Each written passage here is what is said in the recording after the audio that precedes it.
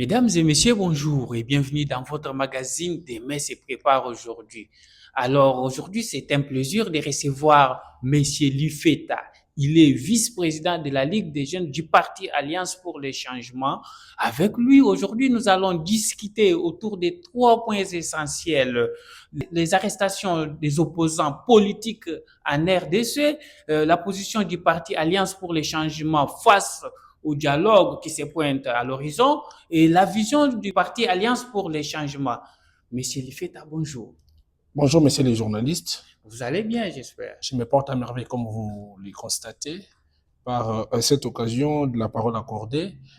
Non seulement vous dire merci, mais aussi j'aimerais par cette même occasion présenter d'abord mes vives salutations à mon président national du parti, le futur président national de la République, le futur président de la République, allais-je dire, à la personne du président Jean-Marc Kabound à Kabound, là où il se retrouve actuellement en Europe.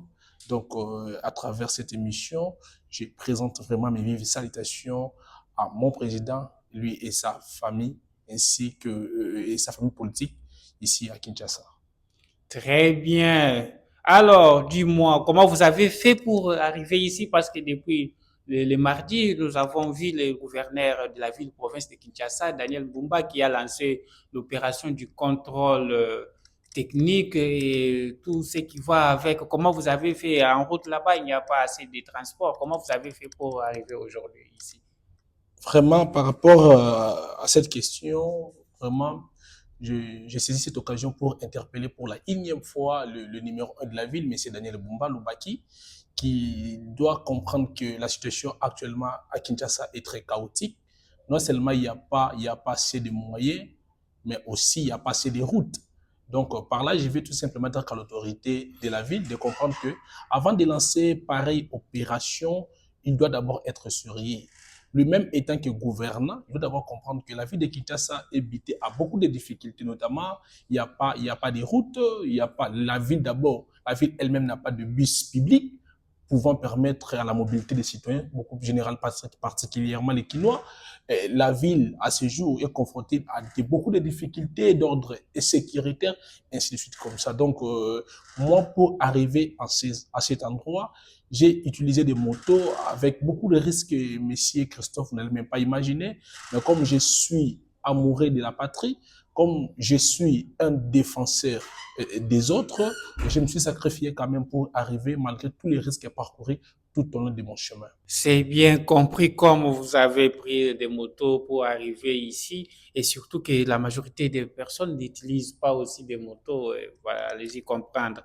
Monsieur Lipfeta, VP de la Ligue des jeunes, c'est depuis un moment que nous sommes en train de voir les pouvoirs en place ici qui traquent les opposants de partout, même ceux qui ne font rien, le cas de Chadari, le cas de Aubin Minakou, voire même les jeunes activistes qui a été arrêté dernièrement.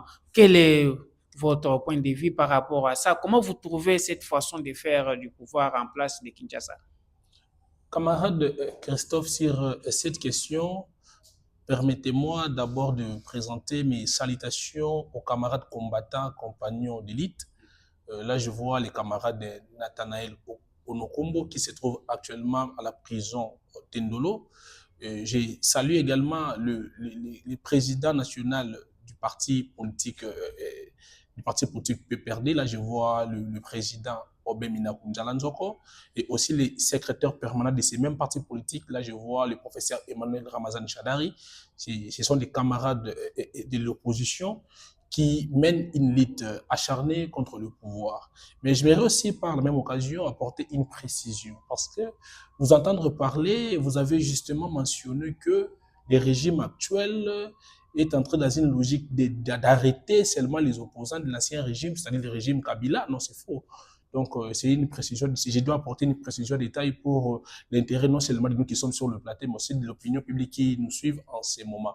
Parce que ce que vous devez comprendre d'abord, sous le régime de Félix Antoine Tshisekedi Chilombo, le premier leader politique arrêté fut mon président national, honorable Jean-Marc Kabound. Donc par là, je dois vraiment souligner cela. Le président Jean-Marc Akaboun fut le premier leader politique prisonnier de ces régimes. Donc, déjà, Tshisekedi est arrivé au pouvoir vers l'année 2019.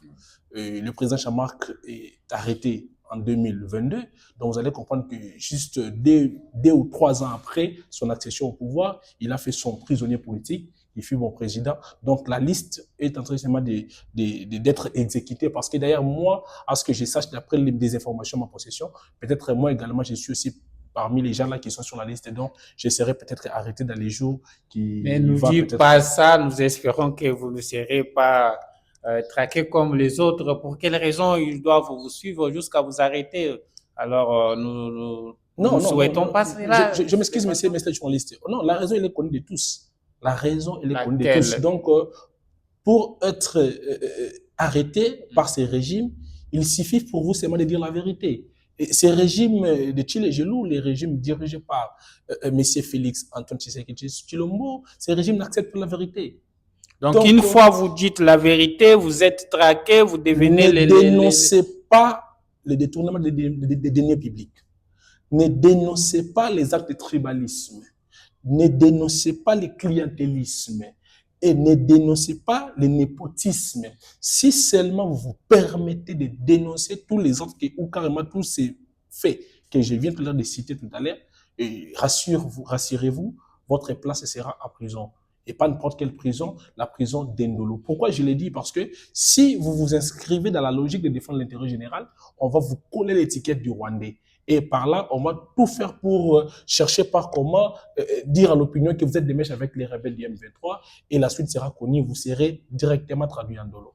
Et c'est quoi l'idée de traquer tout celui qui ose dire la vérité? À chaque fois que quelqu'un ose dire la vérité, il est traqué, il est accusé comme celui qui est en mèche avec le Rwanda et autres. C'est quoi l'idée derrière ça? Qu'est-ce qu'ils veulent concrètement? Ils veulent que tout le monde soit derrière eux ou soit... C'est quoi l'idée? Bon, déjà, on sait le modus operandi. On sait très bien que le président Tshisekedi, c'était monarque. C'est quelqu'un qui n'accepte pas le courant opposé. C'est quelqu'un qui n'accepte pas la vie opposée. C'est quelqu'un qui aime imposer la pensée unique. Malheureusement pour lui, nous ne cédons pas dans ce genre d'histoires. Raison pour laquelle nous allons mener notre élite, même à la prison de Makala. Moi, s'il m'arrivait, même dans les jours à venir, que je sois à Makala ou à Ndolo, camarade Christophe, d'ailleurs, ça sera une occasion pour moi de sensibiliser tous les co-prisonniers auxquels nous serons tous en prison pour former et mener notre élite, même à la prison de Ndolo, et défendre toujours l'intérêt général, défendre toujours l'intérêt de la nation, jusqu'au sacrifice suprême. Donc, s'il faut vous expliquer en clair par rapport à ce qui se passe concernant les arrestations, enlèvement des opposants, chaque jour presque, c'est devenu notre quotidien de tous les jours. Moi, je vous répondrai par 1 ou 2 mots comme ça.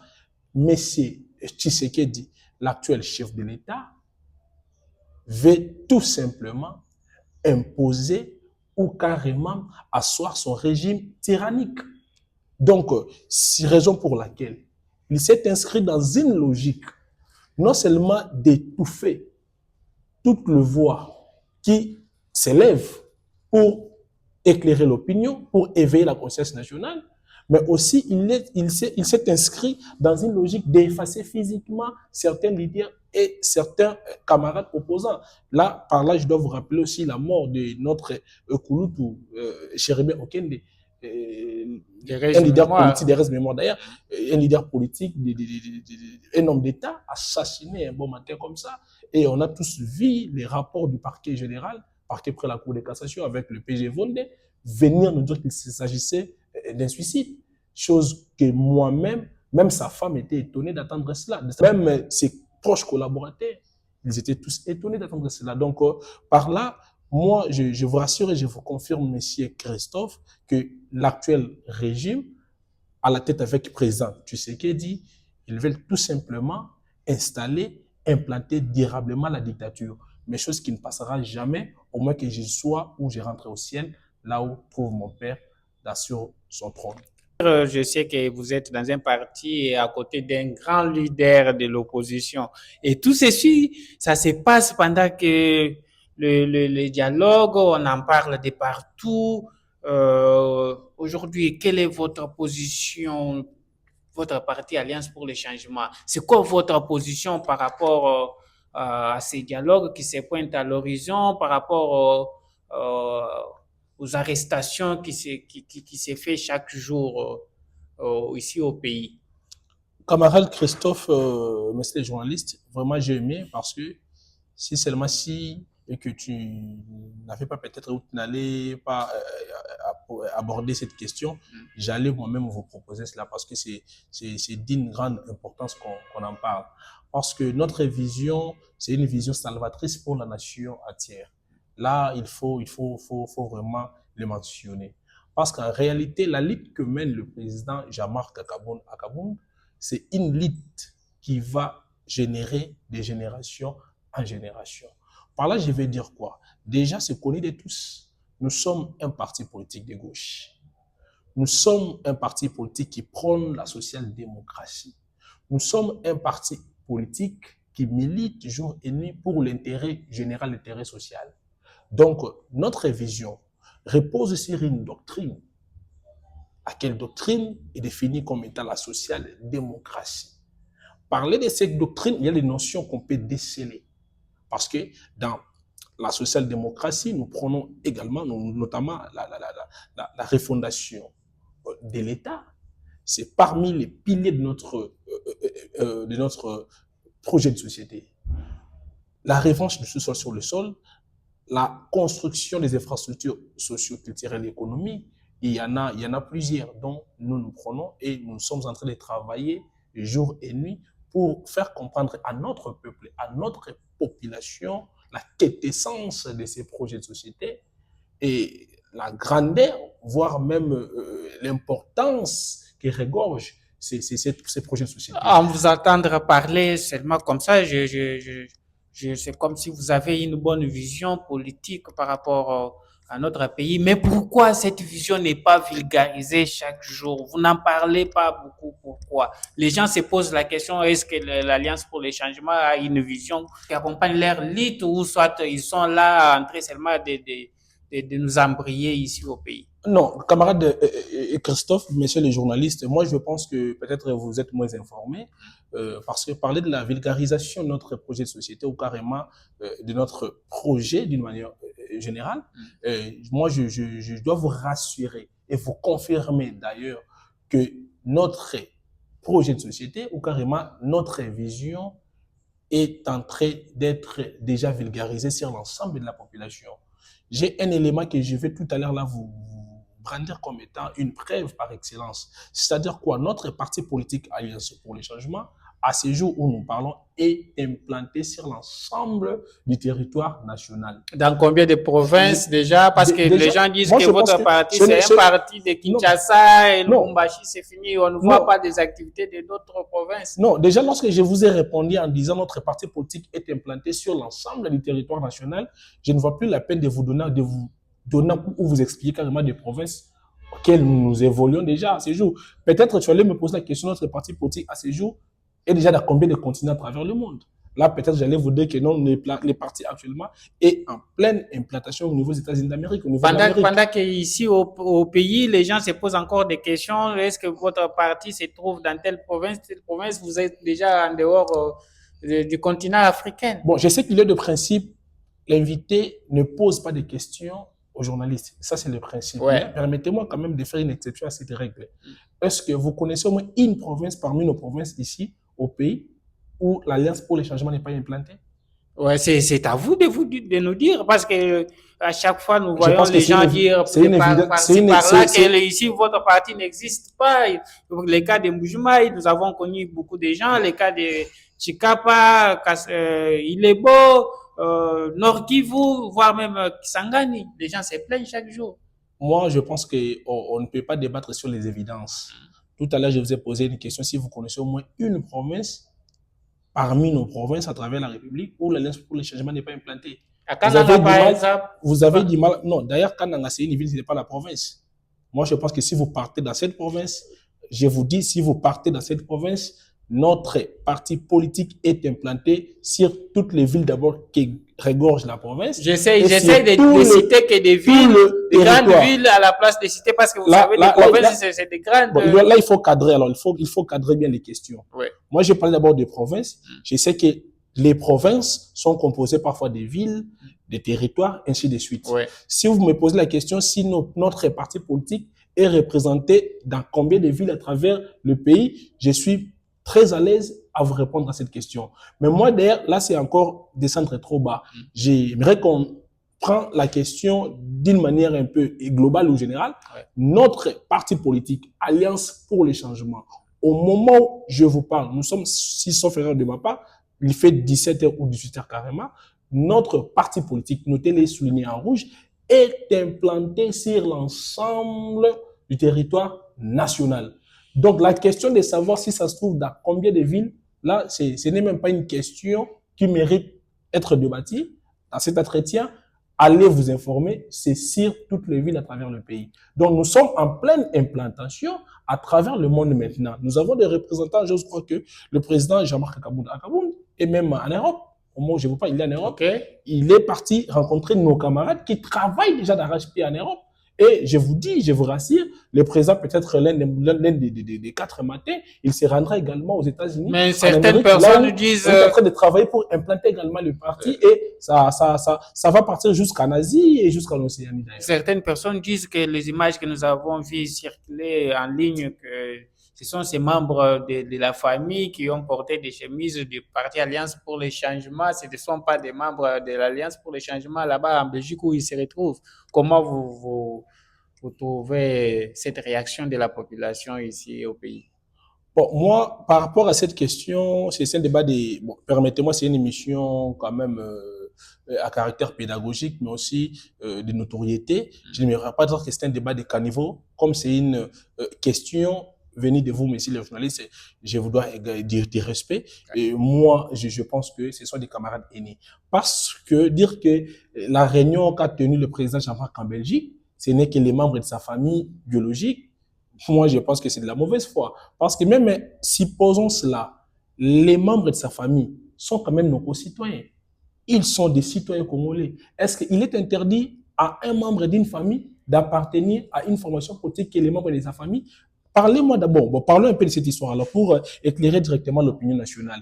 Les partis politiques IDPS, partis au pouvoir, n'est-ce pas que même au sein de cette formation politique IDPS dont j'ai fait allusion, on trouve que les membres de la famille. Vous allez trouver là-bas dans ces partis politiques. Il y a Maman Martiko Meta. Membre de l'IDPS. Même pas membre. À ce jour, il est déjà élevé au rang je ne sais pas comment les qualifier, autorité morale ou autorité de référence de cette formation politique. Le président lui-même Tshisekedi, membre de cette formation politique. On va vous parler là-bas de Jacques Tshisekedi, lui-même aussi est au cadre du parti, toujours membre de la famille biologique du chef de l'État. On va vous parler là-bas du camarade, je ne l'appellerai même pas camarade, on va parler de Christian Tshisekedi, lui aussi, membre de la famille biologique du chef de l'État, mais en même temps membre influent de la formation politique IDPS. D'ailleurs, ils sont en train de travailler. Donc, dire que la réunion qu'a tenue le président Kabound en Belgique, c'était une réunion qui rassemblait que les membres de sa famille biologique, non seulement c'est de la mauvaise foi, mais aussi c'est de la sorcellerie mal placée, c'est de la sorcellerie aiguisée. Dis-moi, quel message que vous avez par rapport, imaginez un jeune garçon qui ne connaît rien de l'Alliance pour les changements, qui veut adhérer dans votre parti Alliance pour les changements. Comment vous pouvez faire? Qu'est-ce que vous allez lui dire pour lui convaincre afin de venir dans votre parti politique Alliance pour les changements? Aux camarades jeunes, cette formation politique mise en place par les camarades honorable Jean-Marc Kabound, c'est un parti politique non seulement national, mais aussi un parti politique républicain. Nous prenons des valeurs républicaines. Notre souci, c'est de promouvoir la démocratie. Notre souci, c'est non seulement d'installer un état de droit, mais aussi de pérenniser cette valeur démocratique. C'est ça notre combat politique. D'ailleurs, le président Jean-Marc Kabound, rien que par son combat par son parcours politique, il est déjà un modèle sur lequel on peut déjà s'appuyer pour vous prouver et vous montrer comment nous sommes derrière une personne. Non seulement il incarne des valeurs, mais un héros pour nous. Comment comprendre quelqu'un qui a milité dans un parti politique de l'opposition pendant très longtemps, pendant vingtaine d'années, trentaine d'années comme membre d'une opposition et accéder au pouvoir par ses propres efforts? Parce que je dois aussi dire ça à l'opinion, parce que beaucoup ne savent pas.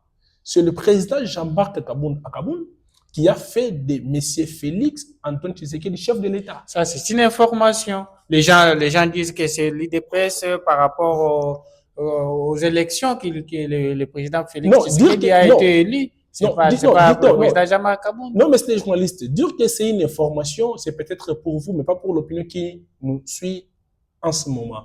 Parce que tout le monde sait que le président Kaboun, c'est lui qui était vraiment à la cuisine pour préparer le pouvoir pour le compte de l'UDPS, dont M. Félix Tshisekedi est le bénéficiaire. Okay. Vous allez me demander comment.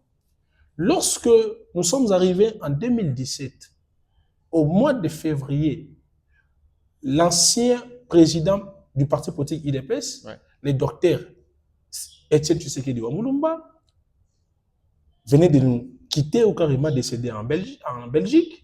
Ces partis politiques étaient laissés entre les mains de mon président, honorable Jean-Marc Akaboun. Après la mort de Etienne Tshisekedi, c'est Kaboun qui gérait ces partis. C'est mon président, honorable Jean-Marc Akaboun, en ces temps, qui était le dernier rempart et le gardien de cette formation politique UDPS.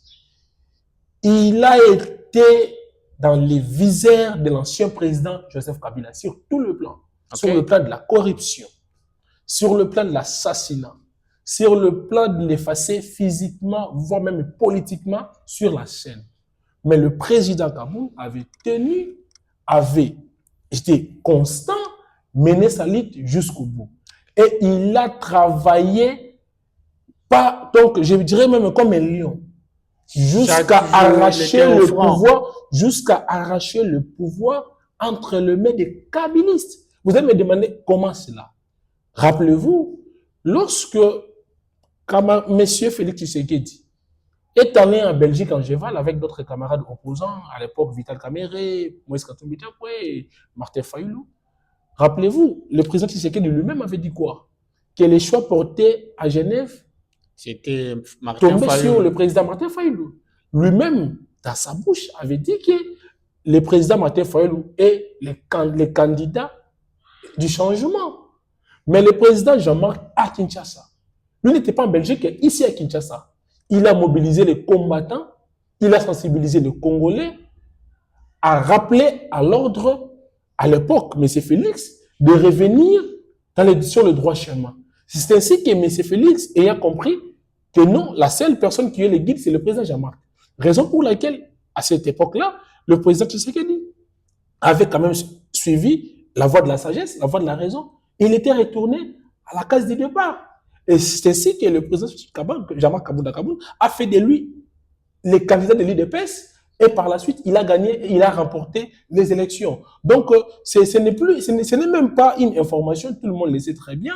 Et l'opinion nationale et internationale le sait, il n'y a même pas de débat là-dessus. C'est le président Kaboun qui a fabriqué M. Félix Antoine Tshisekedi. D'ailleurs, s'il faut d'ailleurs vous parler aussi de lorsque tous deux étaient encore dans l'UDPS, le président Kaboun était secrétaire général du parti. Et l'autre était secrétaire national. Non. C'est toujours le président Jean-Marc Akaboun qui avait organisé un congrès, lequel congrès et le choix a été porté sur M. Félix Tshisekedi. Encore sur le plan politique, il faut vous expliquer parce qu'il faut expliquer ça à l'opinion publique qui ne sait pas peut-être.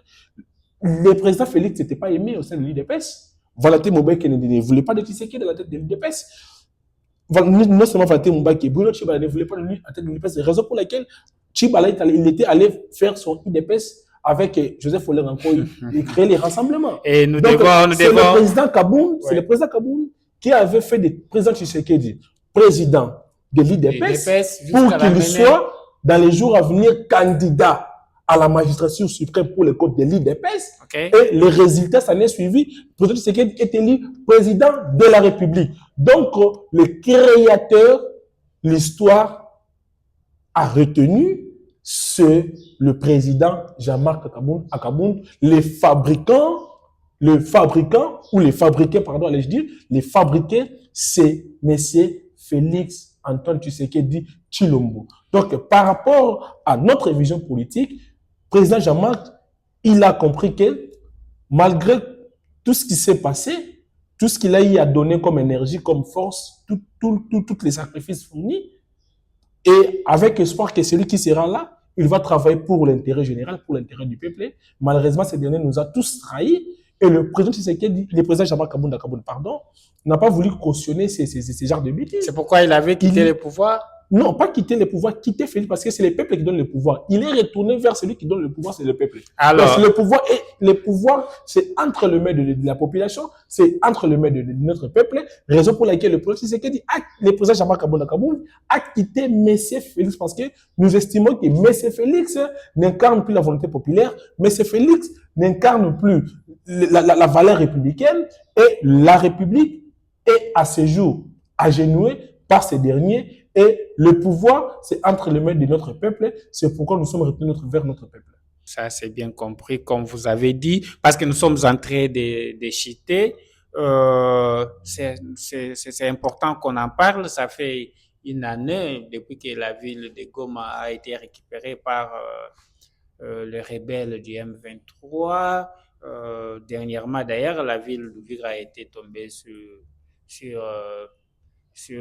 sous la responsabilité des rebelles. La ville de Bukavu, n'en parlons pas, malgré les rebelles se sont retirés de la ville d'Uvira. Et de l'autre côté, ça fait quelques mois d'ailleurs, le président Kabound lui-même a parlé, il a appelé le président Tshisekedi à convoquer du dialogue pour essayer de négocier et de parler avec ceux qui ont pris les armes contre la République pour trouver des solutions sur cette question. Alors, aujourd'hui, quelle est la position du parti Alliance pour les changements face à ces dialogues qui se pointent à l'horizon parce que nous sommes en train de chuter? Quelle est votre position si on convoquait les dialogues? Vous allez participer à ces dialogues ou soit vous n'allez pas participer? Et la deuxième question, ce dialogue sera basé sur quoi exactement? Monsieur Christophe, lorsque nous parlons sur la question des dialogues, c'est une thématique très, très, très capitale parce que l'avenir de la République en dépend. Vous savez, d'ailleurs, je vous exhorte. Vous avez quand même 3 minutes. À travers votre équipe, de leur demander vraiment, de demander les camarades qui sont derrière la caméra, de couper bien cette partie. Okay. Parce que c'est très important, vous allez les vulgariser. Le problème, c'est quoi?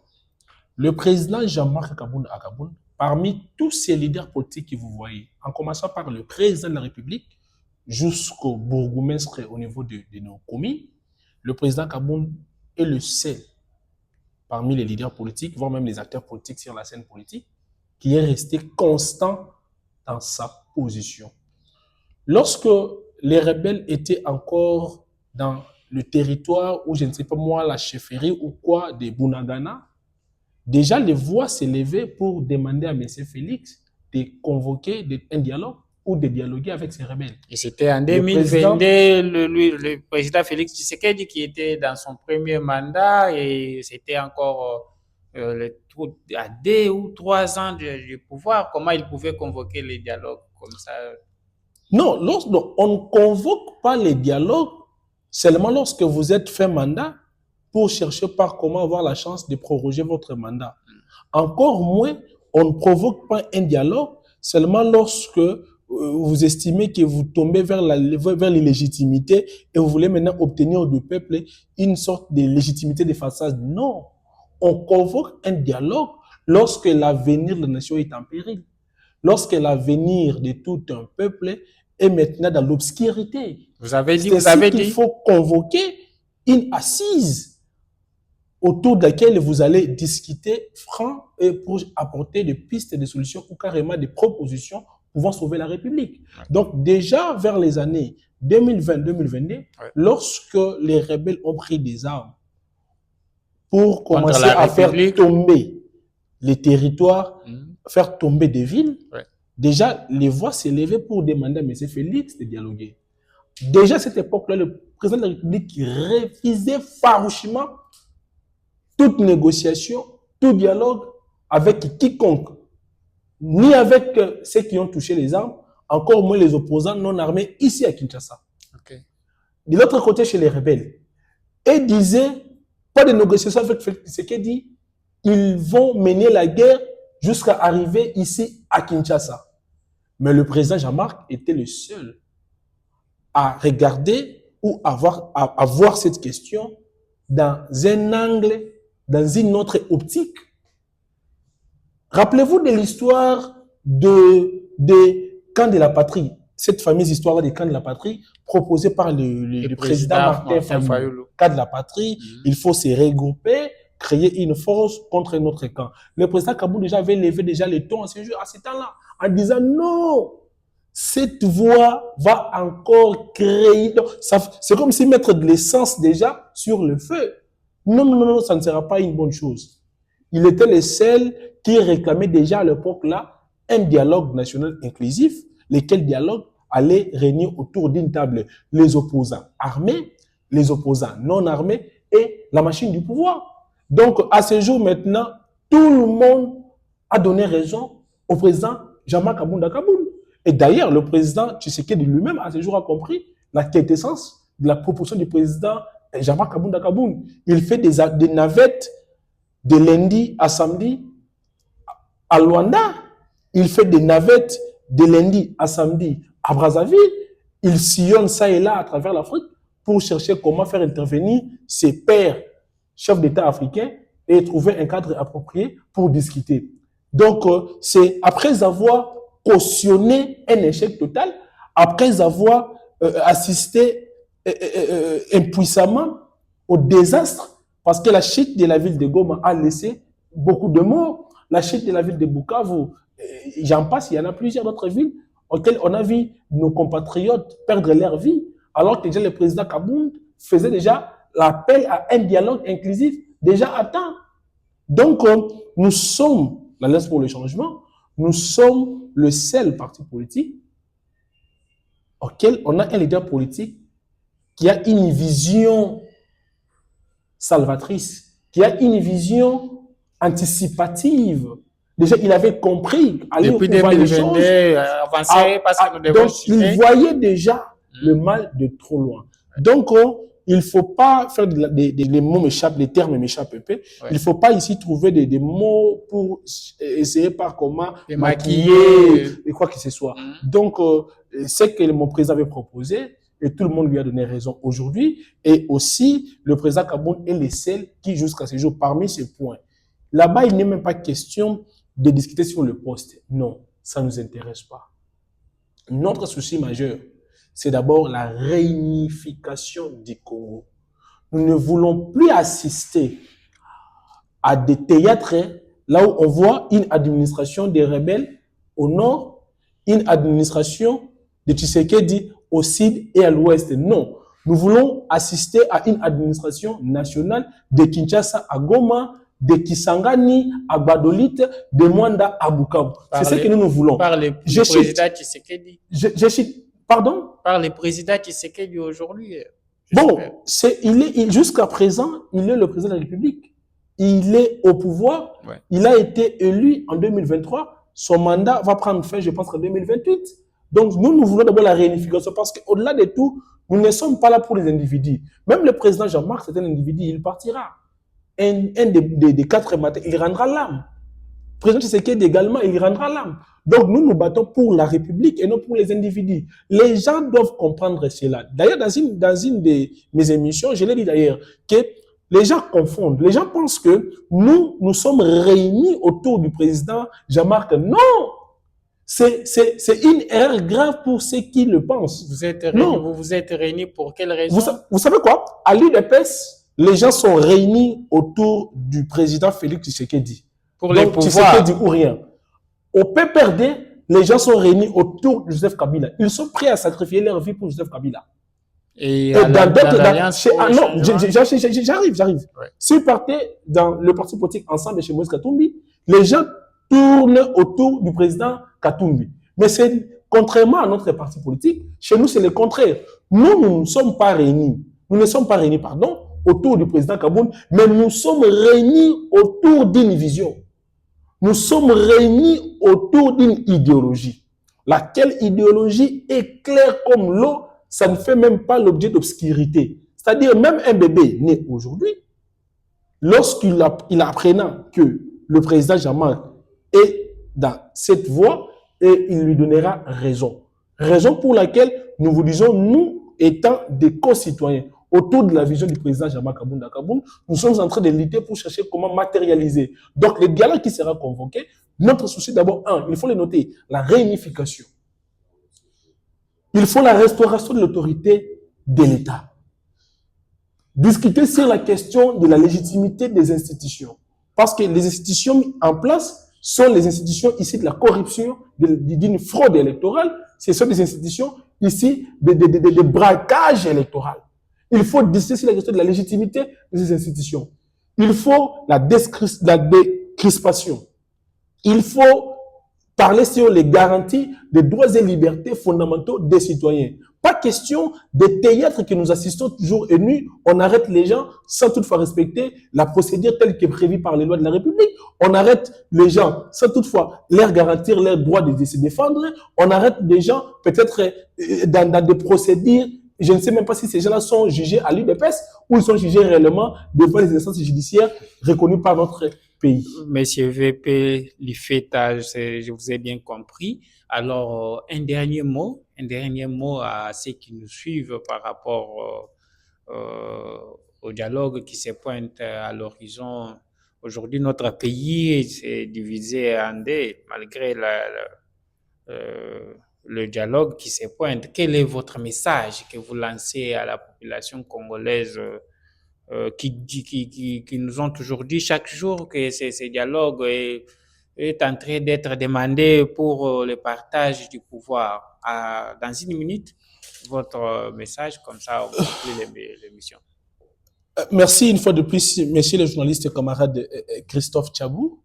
Je vais clore mon propos par rapport à cette opportunité de s'adresser pour la énième fois à notre peuple.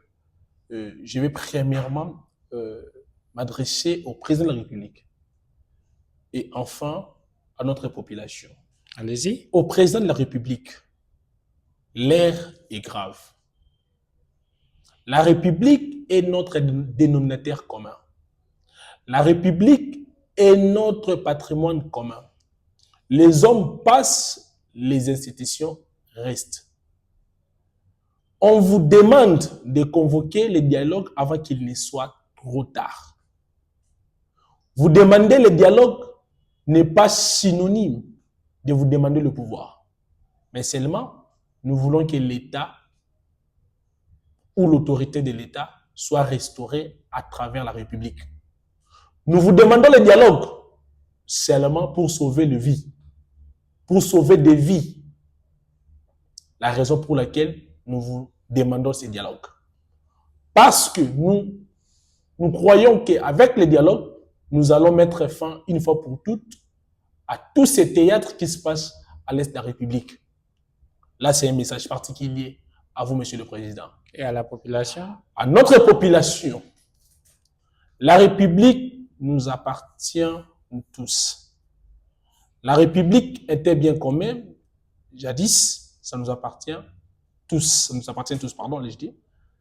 Nous devons comprendre que ceux qui nous gouvernent sont des hommes, des humains. L'un des 4 matins, ils vont quitter peut-être les terres des hommes. Raison pour laquelle nous devons déjà prendre notre destin en main. L'avenir de notre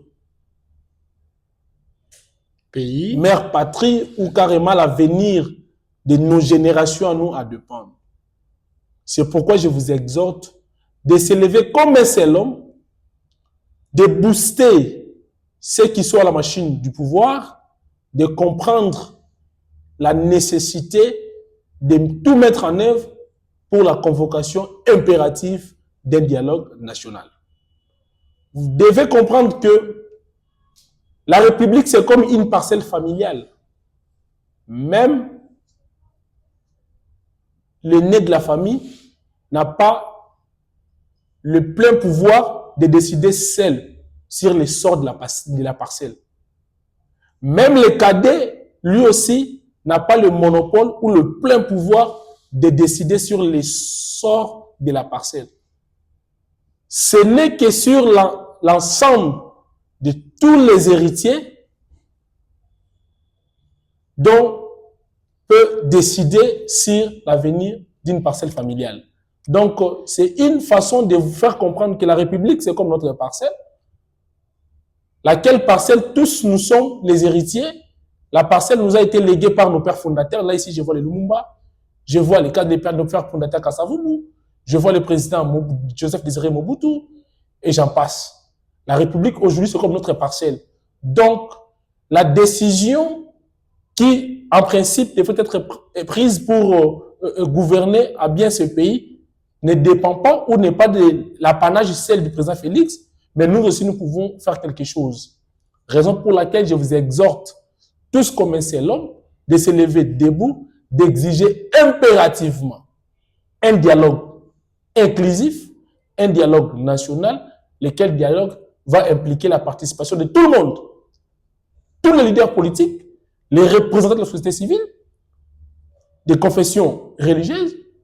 Et je pense que ce n'est qu'à la suite de ces dialogues, nous allons trouver des solutions durables à nos différents problèmes. Parce que ce que vous avez vu se passer à ouvrir à les retraits de M23, moi je pense que ce n'est qu'une paix de façade, ce n'est qu'une paix temporaire.